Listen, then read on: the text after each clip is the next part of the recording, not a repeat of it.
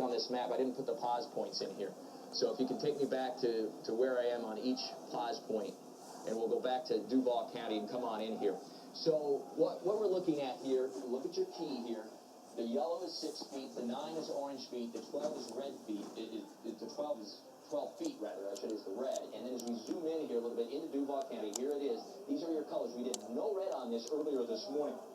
What my point is this could be a historic storm surge based on this forecast. Again, it's the worst case scenario. Perhaps the storm weakens some before it moves in, or it's not immediately at our coast as is the current forecast. But the point is, this is a lot of water. Either way, it's going to be a lot of water. If this were to verify, it would be far worse than Floyd of 1999.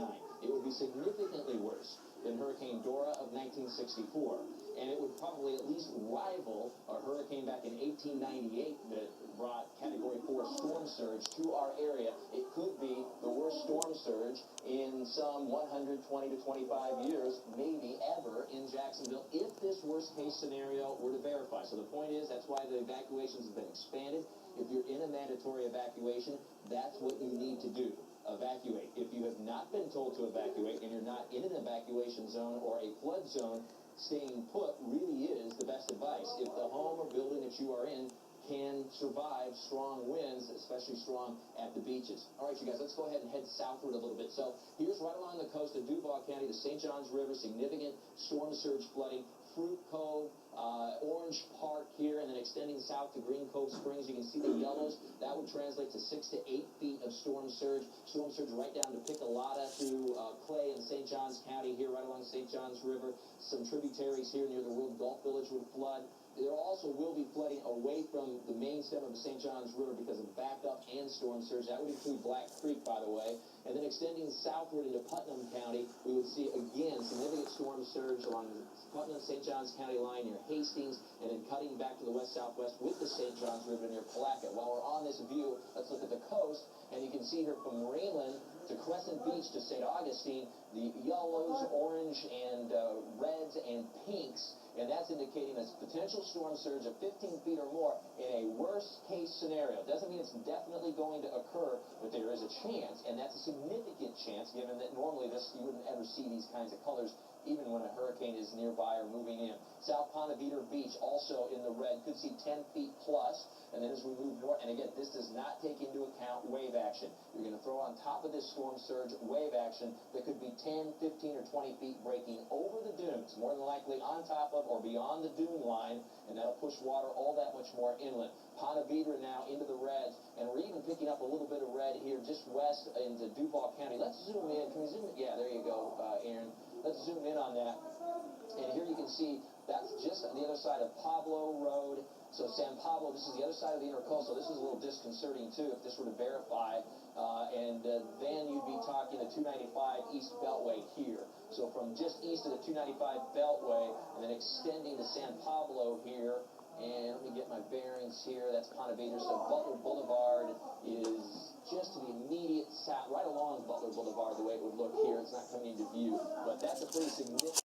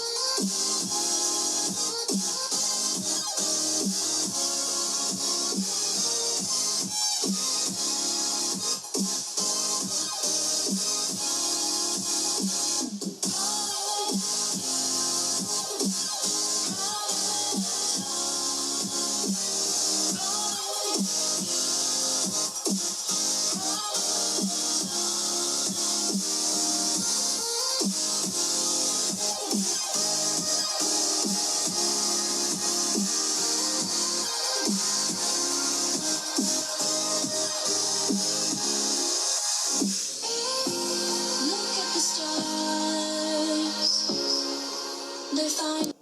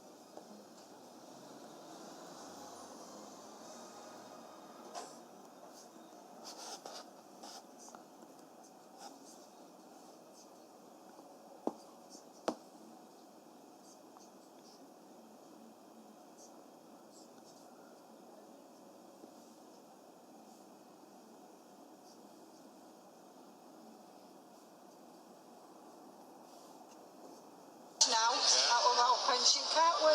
Hello. Hiya. You doing your shopping, yeah? I am. Got lots of nappies there. Have you got little ones at home? Yeah, twins. Twins? Yeah, they are. How would you feel about us paying for it for you? Thank you very much. You're very welcome. We've got 5 children in the house. That's fantastic because my weekly food bill is colossal. Now, we surprised those guys. Just imagine us surprising you with a cheque for £200,000 that you...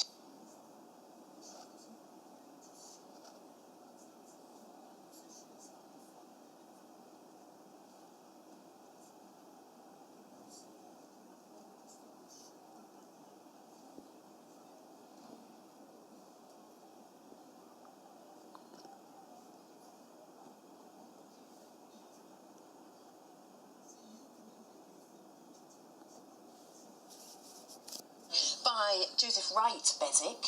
How old would he be? He's 1960s. Oh, good condition for that age then. And it's a boy dog. You checked him out. So tell us, you're obviously dog lovers. Yes. Would you own this wee chappie? Oh, Yeah, he's definitely. cute. How much did you pay for him?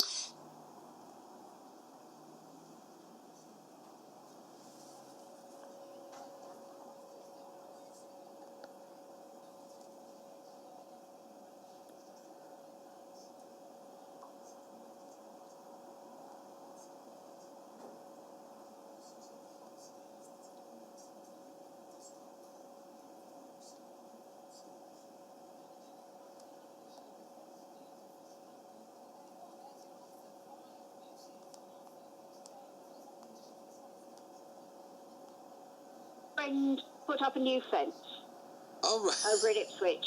I normally help, but I can't help because I've just come out of hospital having had a mini heart attack. oh, right. And how are you now? I'm very well, thank you. Still not back at work, but Right. I'm doing nicely, and this walking my dog's doing me the world of good. Right, okay. So that's what the doctor recommended, is it? Plenty of sort of gentle exercise, I suppose. Well, take it easy, but I've got to do some exercise, but I think it's gym based. But walking the dog helps. Yeah, absolutely. That's the one thing about a dog, isn't it? You've got to go out, no matter, even if you don't want to. The dog Yes, calls the shots. I've only just got her back. My mum's been looking after her for 3 weeks. Right, okay. So you've been reunited, and you're out having a fantastic walk right now, and you've thought of us and our shed, which we're building right now here. And what have you come up with for us? Well, I thought a little bit outside of the box for this one. Okay. The Beach Boys song. Yeah. Wouldn't it be nice? Very good. Very good. You see, this is where fresh air comes in really handy, because that's obviously got the little grey cells going, hasn't it? Yes. It's really helped with your... That and the fact we're putting up a new fence on Sunday. Yeah, definitely. Well, good luck with your fence. Thank you. And you take it easy.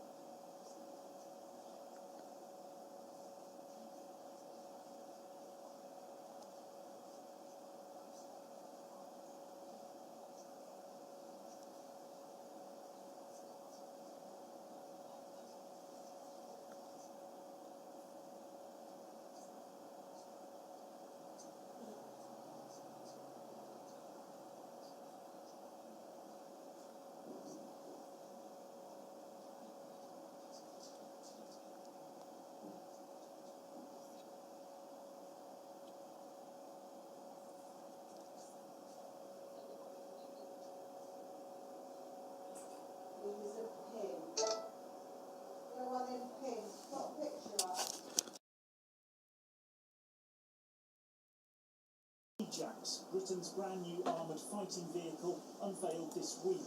A light reconnaissance tank bristling with high-tech equipment rather than a heavy battle tank. For the heavy role, the Challenger 2 will be upgraded soon. Limited service until 2035. The tank still goes there to fight another day. I think it will be a foolish force that says it never needs a tank. We might be able to do some of those things quicker, cheaper, with smaller vehicles in the future, but there's just something about a tank. As a famous general said, when you need a tank, the only thing that's going to do it is a tank. Martin Dowse, ITV News. A sporting force now, Andrew Pelt. Andrew, only 4 words you can say, really. Come on, you Gills. Come on, you Gills. Yes, that's it. Thank you, Sergeant Major Dinage. Yes, it is a huge week for Gillingham. On Wednesday night, they travelled to Premier League side Spurs in the League Cup. But before that, they're at Port Vale tomorrow. And boss Justin Edinburgh says he's delighted to have star man Bradley Dack available again. He's a fantastic player, not only with the ball, with that, you know, his energy, his enthusiasm to regain possession, you know, is a trigger for his teammates. So, yeah, he's been a big miss. You know, what we've got to be mindful of that he's not had a lot of football. So it's going to take a little while to get him up to speed, but you know, once we get there, then we know what kind of player we're going to be doing. Brighton say they have the team spirit to push for promotion. The Seagulls missed out on a place in the Premier League last season on goal difference, but the team are using that disappointment this time round, beating top of the table Huddersfield in midweek. They know they'll have a tough game tomorrow, though, against newly promoted Burton. They've started very well. Always very difficult for the teams that come up. Always very difficult. But they've certainly got a unity in the team, playing for each other, and they haven't made it easy for any team to play against. So a busy weekend lies ahead, with Brighton and Gillingham both on the road, while Southend host Millwall in League One, and Crawley entertain third-place Luton in League Two. Now have 38 gold medals, 4 more than they had in London 2012, and 3.5 days still to go, with the opportunity to win more with Hannah Cockcroft in action later. They have 80 medals in total, keeping them in second place overall. China, as you can see, still top of that table. Leicester City make their Champions League debut tonight, and their manager Claudio Ranieri believes his team will have to write another fairy tale if they have any chance of winning it. Last season's surprise Premier League winners take on the Belgian champions Bruges in Group G. It's a group that also features Porto and FC Copenhagen. We wrote a fantastic fairy tale last season because nobody was waiting past, also ourselves. We didn't believe it could be possible at the beginning. And now I think it's impossible. It's impossible because there are so many big teams involved in this competition, and to win the Champions League we have to write another big fairy tale. So the Leicester fans are in Bruges ahead of tonight's game, as is our correspondent Joe Wilson, and he's been finding out that tickets have been hard to come by, even though the match isn't a sellout. Well, hopefully we'll get through the group, but you never know. Does it matter? It would be nice, but no, at the end of the day, it don't really matter that much, does it? You're here, and that's it. We never thought we would be. So. It's lovely beer in Bruges, but have you got tickets? Because there are not many going around. Yes, we have. We're one of the lucky few. Managed to get tickets, went to pick them up about an hour ago, and we're just looking forward to tonight. It'll be a great night. What do you think about the allocation? Because there's only 1,400 for Leicester, and the Bruges fans have not even bought their allocation. Yeah, it just seemed a little bit unfair. I heard that there was 9,000 tickets that were going unsold. It's all been nice if some of them have kind of been handed out to Leicester fans who've clearly made the trip. We've only just got here, we've already seen kind of a fair few number of Leicester fans kind of out in the square enjoying it. So yeah, it'd be nice if there's distribution around there. There are 3 Premier League teams in action in the Champions League tonight. Manchester City take on Borussia Mönchengladbach in that rescheduled game after torrential rain postponed the first attempt to play the game yesterday, and Tottenham are taking on Monaco at Wembley too. That's all the sport for now. I'll have more for you in the next hour. See you then. Will, thank you very much. Russian lorries carrying aid have reached government-held areas in Syria as a truce is observed, but United Nations convoys are still waiting to deliver supplies to besieged Syrians in rebel-held districts. Reports suggest the ceasefire that's supposed to be nationwide has been violated dozens of times. A Russian general has been quoted as saying in the last short while that the largest number of violations have been committed by what he called armed groups controlled by the USA. Well, aid convoys had hoped to get access today, particularly to parts of Aleppo where there are still 250,000 people trapped. And with me now to talk about this is Caroline Anning, who works on humanitarian emergencies at Save the Children. Caroline, very good to have you with us. Just tell us what the situation is on the ground, based on the intelligence that you're getting. Well, the latest we're hearing, and it is very difficult to get clear information about what's happening in Syria, is that the ceasefire, broadly speaking, is holding. So we've seen a big reduction in violence, even though it's not completely ended. And that means that children are back out playing on the streets again, people are able to go to markets. But the catch is that those markets in many areas are empty because, as you mentioned, aid is just not getting through to the people that need it, not just in Aleppo, but in other besieged areas across Syria. And that's what we really have to make progress on now if we can call the cessation of hostilities a ceasefire success. So we have these reports about violations, but essentially, officially, the ceasefire is holding. So what, as far as you're aware, what is the hold-up with UN lorries, for example, getting to where they need to be? Unfortunately, as usual, it seems like people are playing politics with aid. This is something that the parties to the conflict on all sides have done throughout this conflict, and it needs to stop because, you know, you're playing with people's lives. There are children that desperately need clean water, they need food, they need medical supplies, and it's being held up while people tussle for position, essentially. Give us an idea of the resources, the people that you have on the ground. So we've got people all across Syria, almost all of them Syrians, incredibly brave humanitarians working in incredibly difficult conditions. We're waiting at the moment, one of our partners is preparing food baskets that they'll take door to door in Aleppo, education supplies for our schools that have been shut in the city for months and months on end now. But they need that road to open, the main Castello road into Aleppo, to be able to get in. And the concerning bit is that partners in other parts of Syria that haven't had aid in some cases for 6 months, 8 months, are telling us we're not hearing any signs that roads into our area are going to open up. So we're ready, we can do it, we can support those people, but we need the access. It must be incredibly frustrating in your job after, you know, months and months and months of the dire news coming out of Syria and the need of people there, to feel that you are so close to getting aid to them, but yet seemingly still so far away. It is frustrating. It's also a hopeful moment. I mean, it's more frustrating for Syrians than it is for us. You know, you can imagine that you've been waiting, you've been being bombed, you've been confined to your home, you've been cut off from all the basic goods that you need to survive, and now you're just waiting, you know, hearing that this cessation has happened and you're waiting for help to get to you.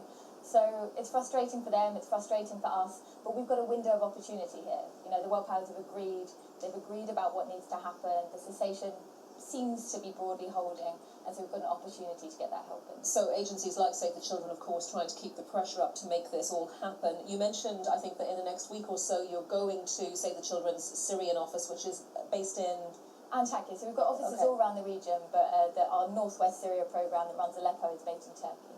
And what will you be doing there?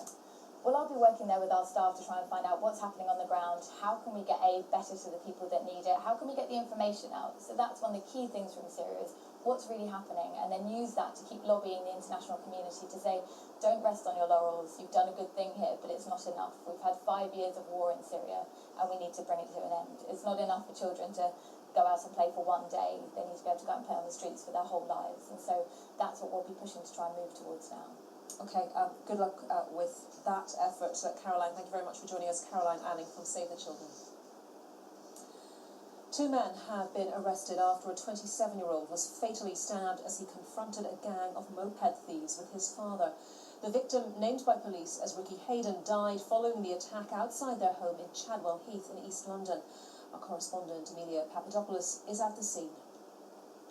I can tell you that all morning friends, family and neighbours have been coming here to the house where he died and where his father was attacked to lay flowers and also to pay tribute to him. Now what we do know is that Ricky and his dad were asleep in the family home here, and about 1:30 in the morning they were woken up. They heard some loud noises, so they rushed downstairs to find a gang of men trying to steal their moped. When they confronted the gang, they were then attacked with what police have described as very large knives, leaving them both with some very serious injuries. They were then taken to an East London hospital, but Ricky died in the early hours of this morning. His father, Paul, is still in hospital.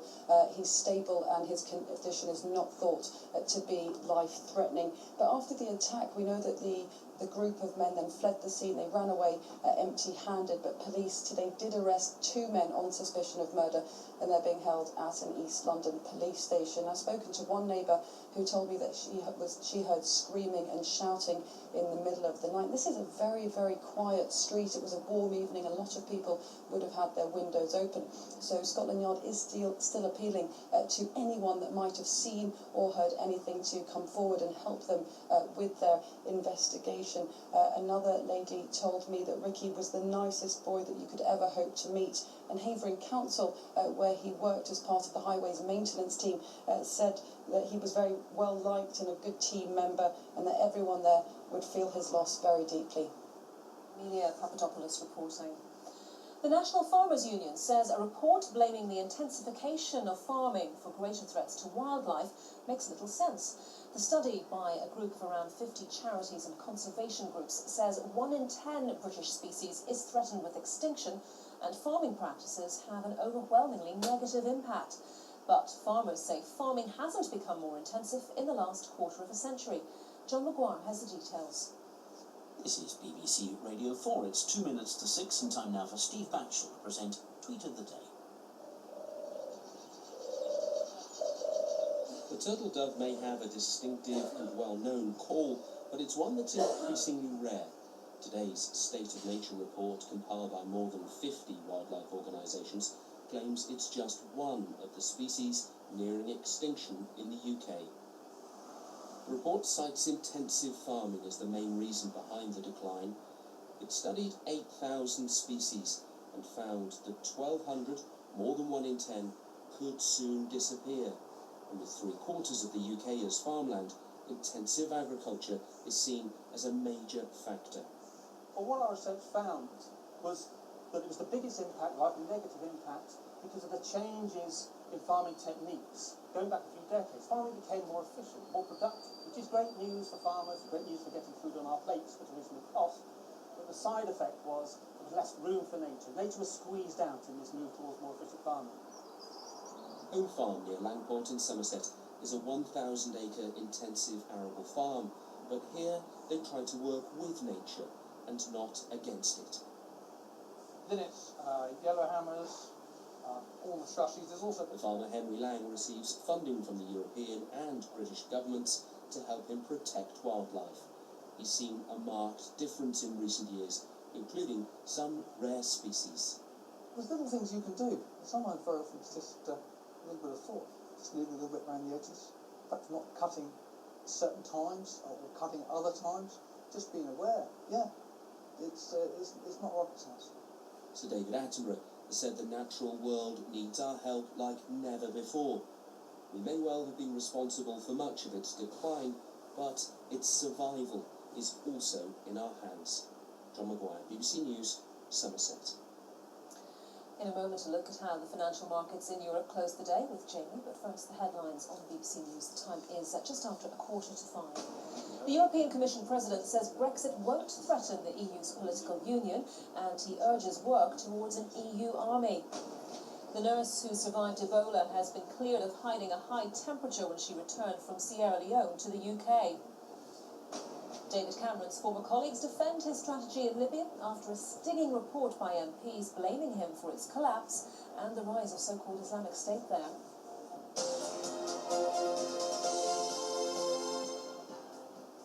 Good afternoon, I'm Jamie Robertson. Let's have a look at how the markets in Europe have ended the trading session today. This is where they've been standing.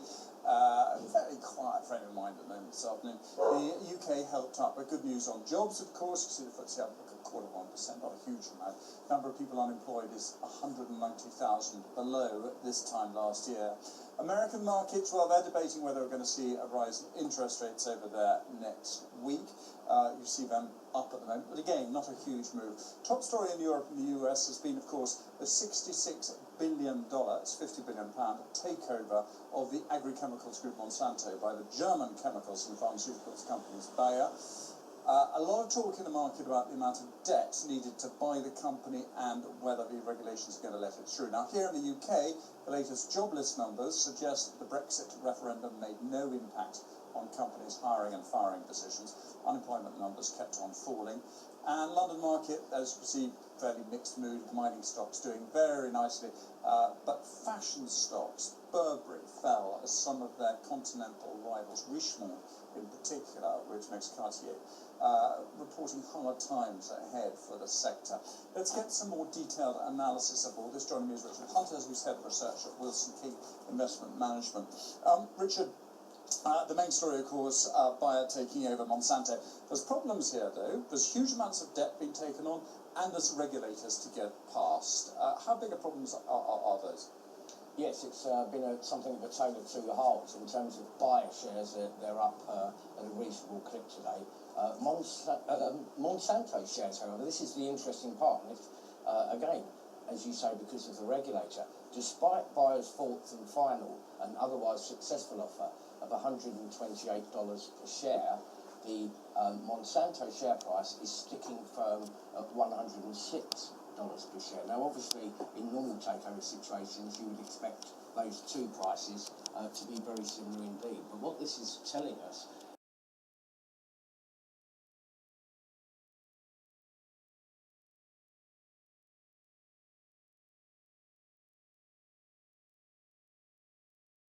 Did he say, I admit I've made a mistake? Yes. Yes. He knew he made too many changes. He didn't say mistake. And he wanted me back on the show last week. But it's not really... He wanted a fair job. But do you not think that this is really tough? I mean, bearing in mind how you felt when you were sat at home watching it on the TV and not being part of it, do you think it's tough for those people that were involved in the show last year to sort of come back and say it's a good thing now? I mean, for all you know, next year you might actually don't care, because I prefer to tell it like it is, you know. And I think the panel this year absolutely works. We get on really well. We love each other. We really don't. It does seem to be. It's genuinely good friends, and you have to have people with chemistry on the panel. Well, it's interesting because the first show started and figures down a little bit. It was a bank holiday. So interestingly, we've got the figures for this weekend. And it had an average audience of 8.3 million. It's at 1.5 million viewers on last Saturday. Up 800,000 viewers on 2015's second Saturday. So it almost matched last year's Sunday final figure of 8.4 million. So your office, I would have thought, must be a lot calmer these days. Well, we know it's good because we've done so much in the show. And it just feels and the talent's really good this year. And it's easy. We're supposed to be able to sit back into the characters and all the rest of it. And I forgot about it. Really? Yeah. It's bizarre. I'm just so familiar with those characters. And you just slipped right in. I mean, the three of you together, the comedic timing is just fantastic. I mean, when did you realise you had something special? I think immediately when we first met, there was a nice connection, a great sense of humor, and I enjoyed it. It was nice to take the time to enjoy the process of being able to listen. There were a lot of questions that I had on the script, and through that process, then we started to discover what was working with us, and the chemistry that was strong. The chemistry is fantastic. I mean, Yes. It's the dark and something. Were they talking about it was what I needed to have at that time. These industries that we want to play for them. Yes, I've grown so much in the last. we should have talked about the lady herself and the people. We did those films, our lives. So, putting that together, it was like, well, someone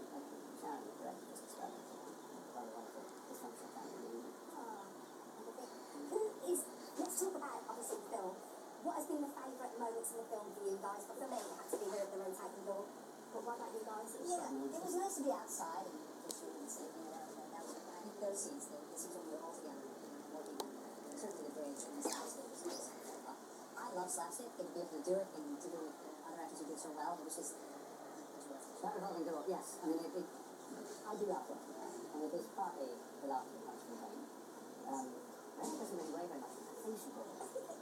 Oh, my goodness me. I mean, she took it up and said, here, this is what you've been carrying. And I thought, well, hats off to you. You've been carrying this for the last 2 months, as I'm sure you do for great. And the revolving door had its own stuff. We were all walking and we were like, oh, I can't believe he's working. So mistakes actually worked to our benefit. Yeah, it's hilarious. Nobody sees the premiere tonight. I'm delighted for the premiere. The means I think, dude, you know, you're going to be fucking there. Show me some love on the red carpet. You please open that to My wife and my children are coming. My boys will come to the red carpet because they've never been on and we'll do this one. Yes, we'll do that. We'll do that. Make sure you say hello to me tonight. It's lovely to have you on the show. And I love the film. Thanks. Thank you so much. Well done, Alison. Very good. Mission accomplished. Is the film good?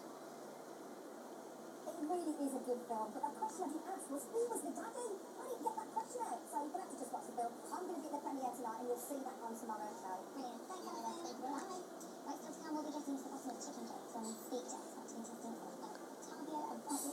Let's not 2 minutes to come to the break.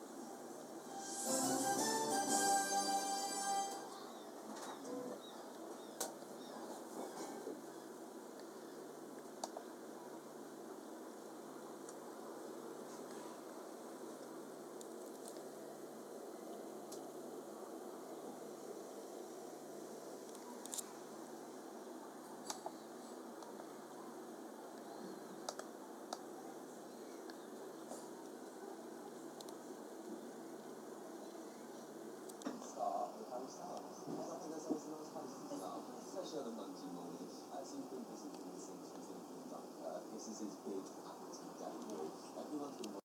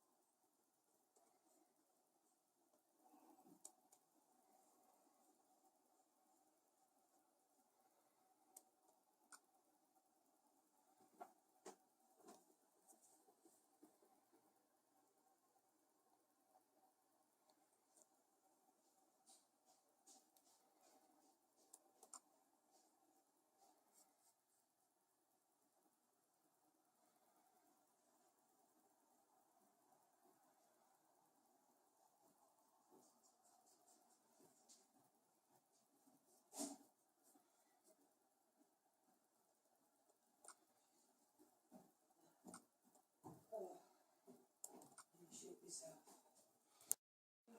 any individual that's got talent, physical talent and actual talent, to be able to very special towards Olympic and Paralympic medal success. So the target for Rio is 48 medals. We can beat the 47 that we got in Beijing. We're currently on 38. Do you think we can do it? I would say it. I suppose we are hoping to have our best ever away game. We're feeling super confident about that now. To be here on Monday, the second week, actually with 38 medals is the right place to be if we're to achieve that best ever away games. And it doesn't stop there. It's at least 48 medals that we're targeting.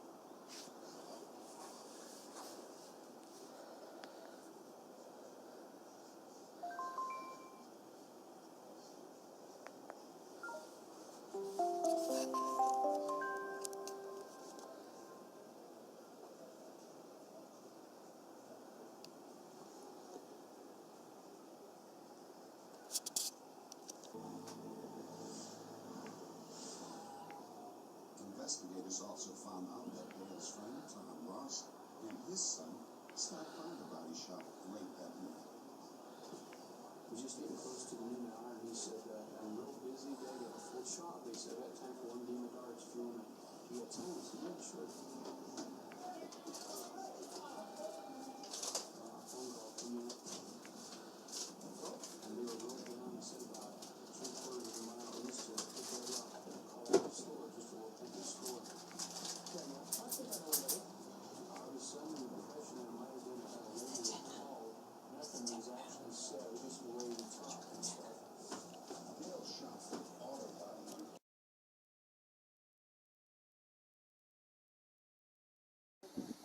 So that you're not moving around too much. It's not a vegetarian. I'm ready to go in and throw in so that it locks down all the juices and flavor. So we've got some chicken mince here, some garlic, chilies, and lemongrass. Now with the seasoning, we have a bit of oyster sauce here, and a bit of fish sauce. So give it a stir. So you can see that everything is done in one bowl, and it can be done in advance as well. The lettuce this morning, little parcels, the little lettuce parcels, all ready. You've done really well. Any particular lettuce you'd recommend? Anyone that you would like. Yeah. But they're nice, these little hearts, aren't they? Because they've got that shape. Yeah, and also they're perfect for finger food as well, and for entertaining, because this can be done in advance as well. So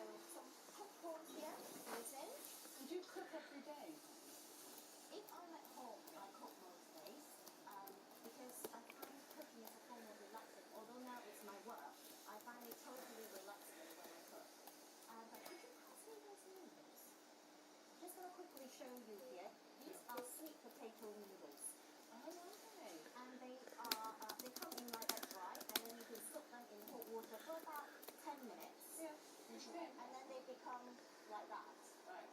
This is then dry. And they're great to bulk up any salad or stir fries because they soak up any juices or dressing you put. I've never heard of sweet potato. And you can also, the alternative is also the Chinese monkey noodle, which you soak the same way. And because they're dry, they keep in your cupboard. And if you can't get those, you can actually do rice vermicelli that usually come in the stir fry section in packets in the supermarket. So there's a lot of alternatives for this dish. You can add your vegetables in, and it's really quick. That's done. And would you serve this as a main dish or a starter? Or? You could do, it's quite versatile. You can serve it as a canapé. You can serve it as a, let's turn on the heat and add a little bit of rice on it. And you can serve it with a big bit of salad as a main dish. And what I normally do is I finish something like that and put the entire wok in front of the grill. And I'll say, you start making your own parcel. We, so, we've got some make here. Only because that you want to cool them maybe for about 10 minutes because you don't want your lettuce to rot. So we've got some here. So what I normally do is I put the whole thing on the table. See? Do you still watch MasterChef? I do. And let me give you a bit of squeeze of lime as well. Squeeze of lime. Yeah, and some peanuts. Over top. Do you like the spicy food? Yes, I do like spicy food, yeah. There's some chili oil there. That looks spice. I tell you what, while we're doing all that, we'll just go to have a recap of that recipe there if you think of trying this yourself.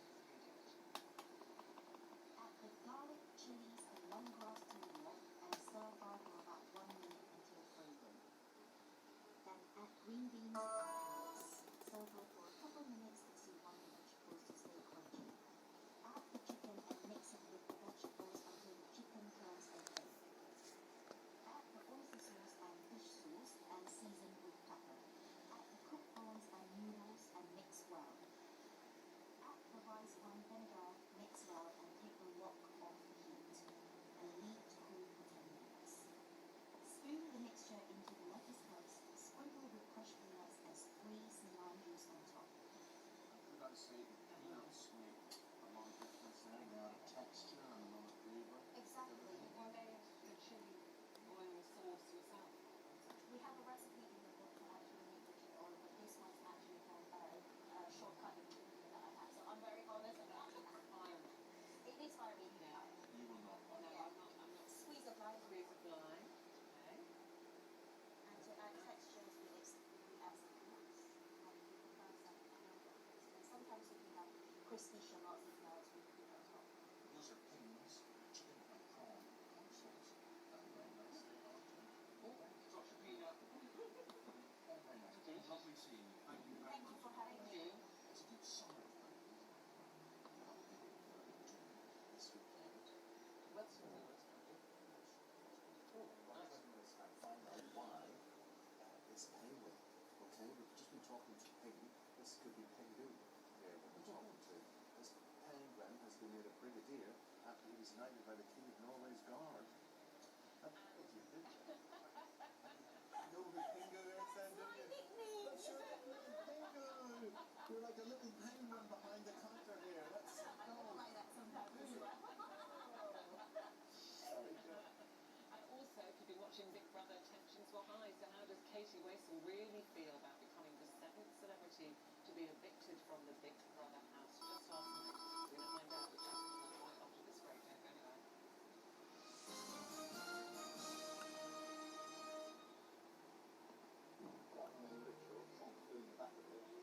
Don't go anywhere. Feel Good Boots sponsors this morning.